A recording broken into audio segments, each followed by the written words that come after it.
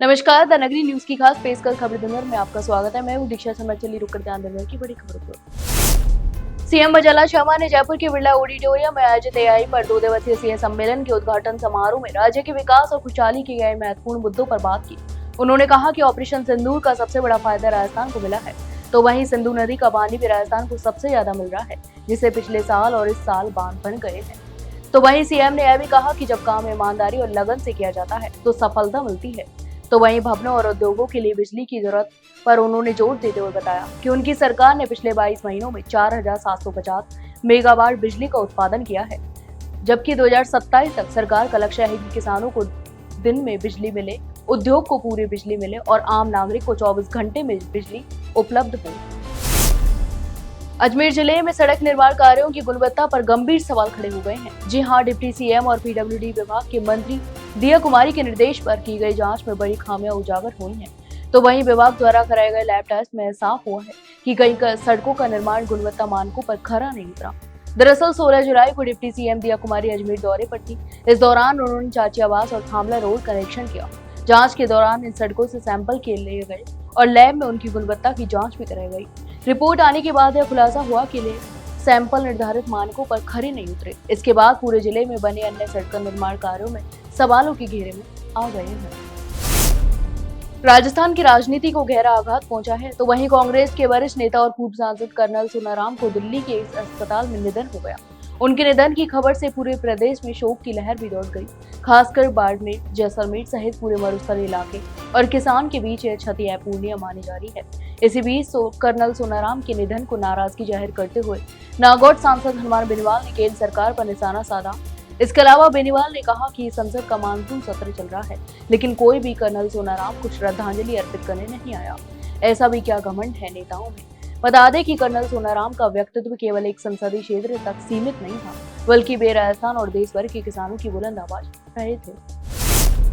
राजस्थान की राजनीति में सियासी बयानबाजी लगातार तेज होती जा रही है। तो वहीं पूर्व मंत्री और चर्चित विधायक राजेंद्र सिंह हुड्डा ने बड़ा आरोप लगाते हुए कहा कि कांग्रेस और भाजपा दोनों पार्टियां मिलकर युवा नेता नरेश मीणा को अभिमन्यु की तरह चक्रव्यूह में फंसाने की कोशिश कर रही हैं। इसके अलावा उन्होंने दावा किया कि राजनीति में जिस तरह महाभारत के युद्ध में अभिमन्यु को घेर कर शिकार बनाया गया था, उसी तरह दोनों ही बड़ी पार्टियां मिलकर नरेश मीणा को कमजोर करने की साजिश रच रही हैं। तो वहीं राजेंद्र हुड्डा का यह बयान ऐसे समय पर आया है जब प्रदेश में कांग्रेस और भाजपा दोनों ही लोकसभा चुनाव और आगामी विधानसभा राजनीति की तैयारियों में जुटे हुए हैं। इसके अलावा नरेश मीणा, जो किसानों और युवाओं की आवाज उठाने के लिए जाने जाते हैं, हाल ही के दिनों में लगातार सुर्खियों में बने हुए हैं। उनके बयानों और आंदोलनों ने न केवल सरकार को बल्कि विपक्ष को भी असहज किया है। तो वहीं हुड्डा ने कहा कि कांग्रेस और भाजपा की राजनीति का चरित्र ऐसा है कि वे किसी भी उभरते हुए चेहरे को पनपने नहीं देते। राजस्थान में पंचायत और निकाय चुनाव को लेकर असमंजस की स्थिति बनी हुई है। जी हां, राज्य सरकार ने हाल ही में हाईकोर्ट के आदेश को चुनौती दी है, जिसमें उन्हें शीघ्र चुनाव कराने का निर्देश भी दिया गया था। बता दें कि यह विवाद तब सामने आया जब 18 अगस्त को हाईकोर्ट ने प्रशासकों से जुड़े एक मामले की सुनवाई करते हुए राज्य निर्वाचन आयोग और मुख्य सचिव को जल्द से जल्द चुनाव करवाने के आदेश दिए गए थे। तो वहीं हाईकोर्ट की एकल पीठ ने संवैधानिक प्रावधानों और पूर्व अदालती आदेशों का हवाला देते हुए स्पष्ट कहा था कि चुनाव को टालना संभव नहीं है। आदेश में उल्लेख किया गया कि संविधान के तहत हर 5 साल में निकाय चुनाव कराना अनिवार्य है और निकाय का कार्यकाल समाप्त होने के 6 महीने के भीतर चुनाव होना चाहिए। तो वहीं हाईकोर्ट में यह भी कहा कि परिसीमन या अन्य तकनीकी कारणों का हवाला देकर चुनाव को अनिश्चितकालीन नहीं टाला जा सकता। जयपुर में एसआई भर्ती परीक्षा 2021 पेपर लीक मामले में बड़ी गिरफ्तारी हुई है। जी हां, जयपुर ग्रामीण की स्पेशल ब्रांच में तैनात महिला कांस्टेबल राधिका सिंह को एसओजी ने गिरफ्तार किया है। इसके अलावा जांच में पता चला कि राधिका ने परीक्षा से पहले लीक पेपर पढ़कर एसआई की लिखित परीक्षा पास की थी, लेकिन इंटरव्यू में निर्धारित अंक प्राप्त न होने के कारण अंतिम चयन में शामिल नहीं हो सकी। इसके अलावा एसओजी ने बताया कि राधिका ने अपनी परिचित प्रवीण कुमार खराड़ी को भी लीक पेपर पढ़वाया था। तो वहीं प्रवीण ने इस पेपर के सहारे एसआई पद की अंतिम परीक्षा पास कर चयन का हासिल किया। इसके अलावा राधिका ने अपने परिचित परशोत्तम दादीज को भी पेपर उपलब्ध कराया था। पहले ही राधिका की बहन रेणु कुमारी और परशोत्तम दादीज को गिरफ्तार किया जा चुका है। तो वहीं पूछताछ में दोनों ने राधिका से पेपर लेकर परीक्षा पास करने की बात स्वीकार की थी। तो वहीं एसओजी ने बताया कि इस मामले में अब तक कुल 122 आरोपी गिरफ्तार किए जा चुके हैं। राजस्थान में मौसम लगातार सक्रिय होता नजर आ रहा है। जी हां, पूर्वी राजस्थान में अधिकांश स्थानों पर मेघ गर्जन के साथ हल्की से मध्यम बारिश दर्ज की गई, जबकि कुछ जगहों पर भारी से अत्यंत भारी वर्षा का घटनाएं भी सामने आई हैं। इन गतिविधियों के कारण कई इलाकों में राहत के साथ साथ कुछ ऐसी बदलाएं भी देखी गई। तो वहीं बात करें तो पश्चिमी राजस्थान में भी कुछ स्थानों पर मेघ गर्जन के साथ हल्की से मध्यम बारिश हुई। वहीं कुछ क्षेत्रों में भारी वर्षा की सूचना प्राप्त हुई।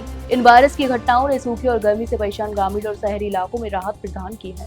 तो वहीं मौसम विज्ञान केंद्र जयपुर के अनुसार राज्य में सर्वाधिक वर्षा सवाई माधोपुर तहसील में 254 मिलीमीटर दर्ज की गई। तो वहीं अधिकतम बीकानेर में 39.2 डिग्री सेल्सियस और न्यूनतम तापमान सिरोही में 19.2 डिग्री सेल्सियस रिकॉर्ड किया गया। राजस्थान के सलूमर जिले में राजपूत करनी सेना की ओर से शुक्रवार को प्रेस वार्ता आयोजित की गई, जिसमें हाल ही में क्षेत्र में बढ़ रही सनातन विरोधी गतिविधियों और इतिहास से छेड़छाड़ के मामलों पर गहरी चिंता भी जताई गई। इसके अलावा संभाग अध्यक्ष परमा सिंह दुलावत ने प्रेस वार्ता में स्पष्ट कहा कि यह मेवाड़ है, यहाँ सनातन विरोधी कार्य किसी भी कीमत पर बर्दाश्त नहीं होंगे। वहीं उन्होंने चेतावनी दी कि यदि सरकार और प्रशासन ने ऐसे तत्वों पर कठोर कार्रवाई नहीं की तो करनी सेना आंदोलन का रास्ता अपनाने को बाध्य होगी। इतना ही नहीं, दुलावत ने कहा कि सलूमर की यह वही पवित्र धरती है जहाँ 36 कौमों की एकजुटता और गौरवशाली इतिहास रहा है, लेकिन कुछ ताकतें न केवल सनातन संस्कृति पर प्रहार कर रही हैं, बल्कि इतिहास को तोड़ मरोड़ कर पेश करने का प्रयास भी कर रही हैं। करनी सेना ने साफ कहा कि ऐसे कृत्यों का हर स्तर पर विरोध होकर रहेगा। राजस्थान के बांसवाड़ा जिले में खाद्य एवं नागरिक आपूर्ति मंत्री ने हाल ही में आयोजित बैठक की समीक्षा की। तो वहीं बैठक में जिला कलेक्टर डॉक्टर इंद्रजीत यादव, अतिरिक्त अधिकारियों सहित अन्य वरिष्ठ अधिकारी भी उपस्थित रहे। मंत्री ने अधिकारियों को निर्देश दिए कि वे अधिक से अधिक अपात्र परिवारों को गिव अप अभियान में शामिल कराएं और आधार सीडिंग व KYC प्रक्रिया शीघ्र पूर्ण करें। बैठक में जानकारी दी गई कि बांसवाड़ा जिले में अब तक 88,827 लोगों ने स्वेच्छा से खाद सब्सिडी छूट दी है, जबकि नए लाभार्थियों को NFSA सूची में शामिल किया गया है।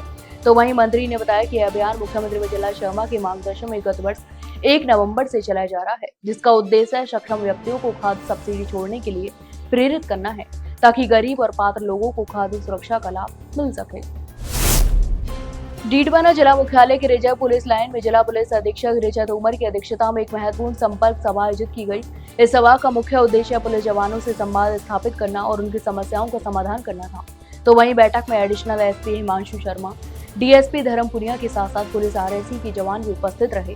संपर्क सभा के दौरान जिला पुलिस अधीक्षक ने सब जवानों से सीधे संवाद किया और उनकी व्यक्तिगत और पेशेवर समस्याओं को समझने का प्रयास भी किया।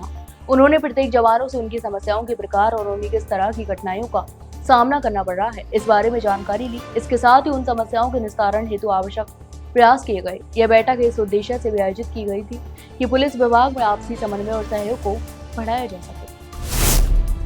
तो ये थी दिन भर की तमाम बड़ी खबरें। कल फिर आपके साथ रूबरू होंगे, तब तक के लिए नमस्कार।